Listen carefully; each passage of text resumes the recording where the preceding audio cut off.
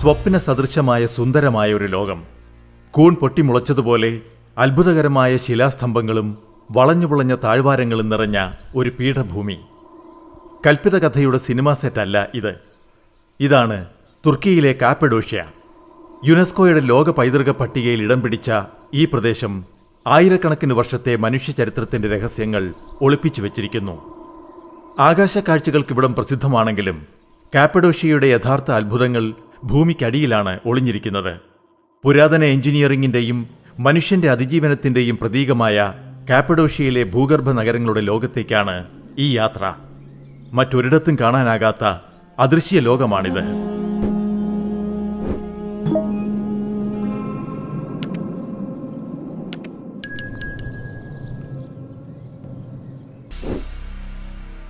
കാപ്പഡോഷ്യയുടെ കഥ തുടങ്ങുന്നത് 30 ദശലക്ഷം വർഷങ്ങൾക്കപ്പുറമാണ്.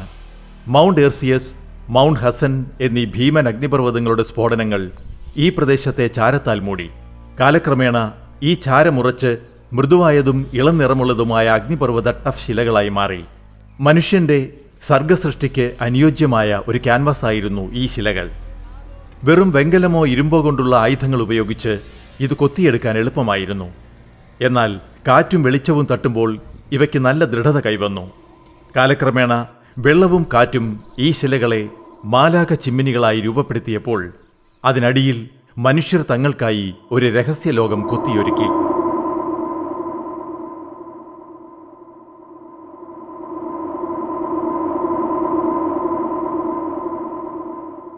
കാപ്പഡോഷ്യയിൽ ഏകദേശം 36 ഭൂഗർഭ നഗരങ്ങൾ കണ്ടെത്തിയിട്ടുണ്ട്. എന്നാൽ 200ഓളം നഗരങ്ങൾ ഇനിയും മണ്ണിനടിയിൽ ഒളിഞ്ഞുകിടക്കുന്നുണ്ടാകാമെന്നാണ് പുരാവസ്തു ഗവേഷകർ കരുതുന്നത്. ഇവ സ്ഥിരതാമസത്തിനുള്ള ഇടങ്ങളായിരുന്നില്ല, മറിച്ച് ശത്രുക്കളിൽ നിന്നുള്ള പ്രതിരോധ അഭയസ്ഥാനങ്ങളായിരുന്നു ഇത്. ക്രിസ്തുവിന് മുൻപ് 2000-ൽ ഹിറ്റൈറ്റുകൾ മുതൽ 7-ാം നൂറ്റാണ്ടിൽ അറബ് അധിനിവേശത്തിൽ നിന്ന് രക്ഷപ്പെട്ട ബൈസൈൻഡൈനുകൾ വരെ ഈ നഗരങ്ങളെ ശത്രുക്കളിൽ നിന്നുള്ള രക്ഷാകേന്ദ്രമാക്കി. അത്ഭുതപ്പെടുത്തുന്ന വലിപ്പമാണ് ഈ ഭൂഗർഭ നഗരങ്ങൾക്ക്.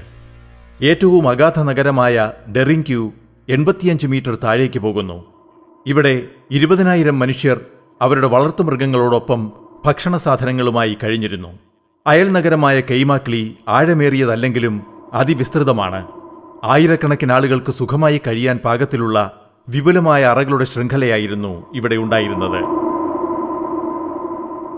പുരാതന മനുഷ്യർ എങ്ങനെയാണ് ആഴ്ചകളോളം ഈ ഇരുട്ടറകളിൽ കഴിഞ്ഞത്?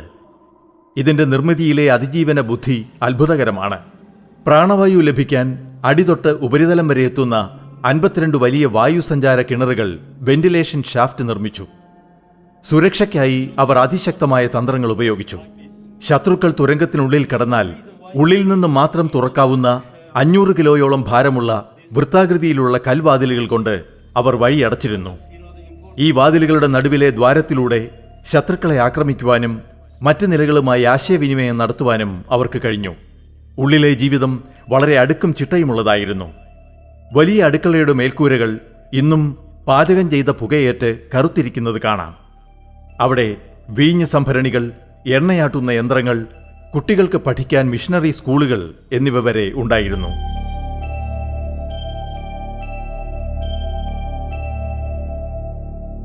ഈ പ്രദേശത്തിന്റെ ആത്മീയ കേന്ദ്രം ഗൊറെം ഓപ്പൺ എയർ മ്യൂസിയമാണ്.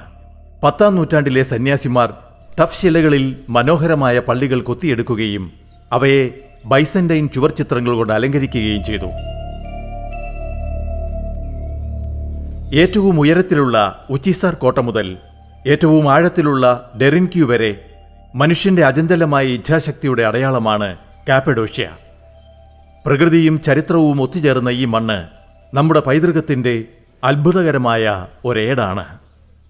തുർക്കിയിലെ കപ്പഡോഷ്യയിലേക്ക് പോകാൻ ആഗ്രഹിക്കുന്നെങ്കിൽ തിരുവനന്തപുരത്ത് നിന്ന് ദോഹ അല്ലെങ്കിൽ ദുബായ് വഴി ഇസ്താൻബൂളിലേക്ക് പോകാം. ഇസ്താൻബൂളിൽ നിന്ന് ഒന്നുകിൽ ഫ്ലൈറ്റ് അല്ലെങ്കിൽ അവിടെ നിന്ന് ഏകദേശം 700 കിലോമീറ്റർ ദൂരമുണ്ട് കപ്പഡോഷ്യയിലേക്ക്. അവിടേക്ക് ദീർഘദൂര ബസ്സുകൾ കിട്ടും. 10 മുതൽ 12 മണിക്കൂർ യാത്ര കൊണ്ട് അവിടെ എത്താൻ പറ്റും. അവിടെ എത്തിയാൽ ഒന്നുകിൽ താല്പര്യമുള്ളവർക്ക് കുറച്ച് ചിലവുള്ള ഹോട്ടലുകളാണ് താല്പര്യമെങ്കിൽ ഈ കേവ് ഹൗസിനുള്ളിൽ തന്നെ, കേവ് ഹോട്ടലുകൾക്കുള്ളിൽ തന്നെ താമസിക്കാം. അത്രയും വലിയ പണം മുടക്കാൻ താല്പര്യമില്ലാത്തവർക്ക് ബജറ്റ് ഹോട്ടലുകൾ ധാരാളമുണ്ട്. രാവിലെ ഒരു 8 മണിക്ക് അവിടെ എത്തുന്നതാണ് കൂടുതൽ നല്ലത്. ഈ കേവിനുള്ളിൽ കാലാവസ്ഥ അല്ലെങ്കിൽ താപനില എന്ന് പറയുന്നത് എപ്പോഴും ഒരു 13 മുതൽ 15 ഡിഗ്രി സെൽഷ്യസ് വരെ ആയിരിക്കും. പുറത്താണെങ്കിൽ കടുത്ത ചൂടുമാണ്.